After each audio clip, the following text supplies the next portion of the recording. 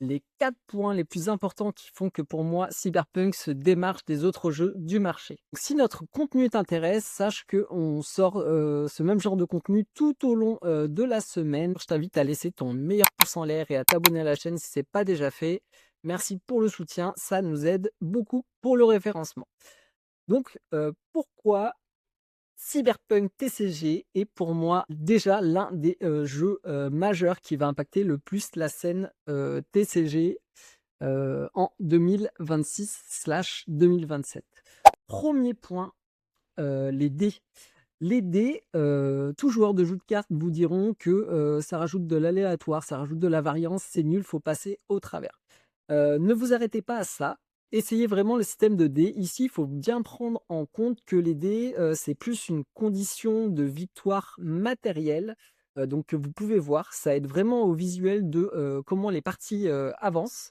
Vous pouvez vraiment voir en fonction des déplacements de dés où est-ce qu'on en est vraiment dans la game. Et en plus de ça, je dirais que c'est un côté de garde-fou, dans le sens où la condition de victoire principale du jeu, à savoir avoir 6 dés au début de son tour, du coup fait qu'on ne peut pas perdre T1 en fait. C'est impossible techniquement d'avoir un combo rush qui dise que T1, bravo, je joue Bob plus Micheline plus Michel et puis j'ai gagné. Nice. Ici, ça sera jamais possible. Deuxième point positif dans le jeu, c'est la rapidité des parties. Une partie dans ce jeu, c'est 15-17 minutes, 20 grand max, mais là, vous avez vraiment traîné des pieds, quoi.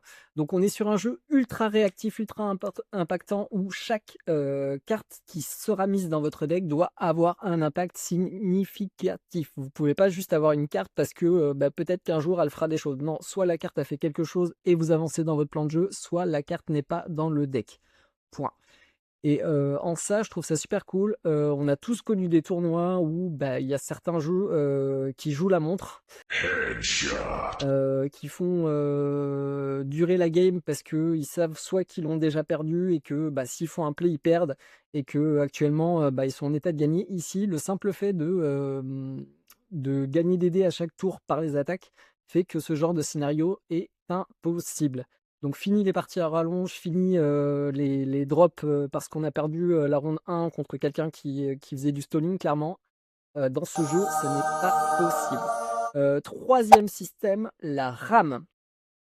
Wait, what? Donc c'est le système le plus complet et le plus complexe que j'ai vu actuellement sur un jeu de cartes.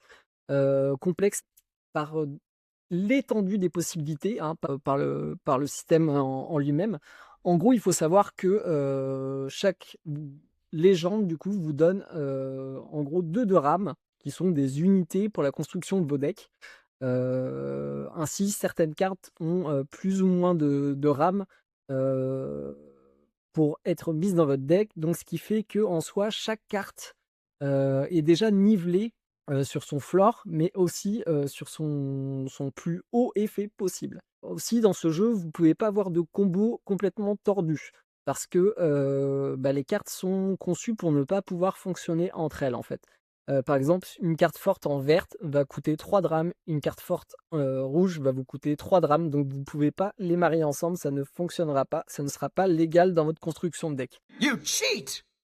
Donc ils sont intégrés eux-mêmes une propre sécurité pour éviter de faire des dingueries absolues et je veux dire, si dans l'évolution du jeu, ils se rendaient compte qu'il y avait un certain déséquilibre en fait, juste le fait de pouvoir changer ce système de RAM fait qu'on ne sera pas dans des jeux où il faudra attendre 4 mois d'avoir un patch pour fixer des trucs, quoi.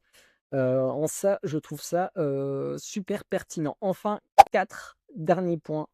On est sur un jeu qui a vraiment été pensé autant pour les joueurs que pour la collection.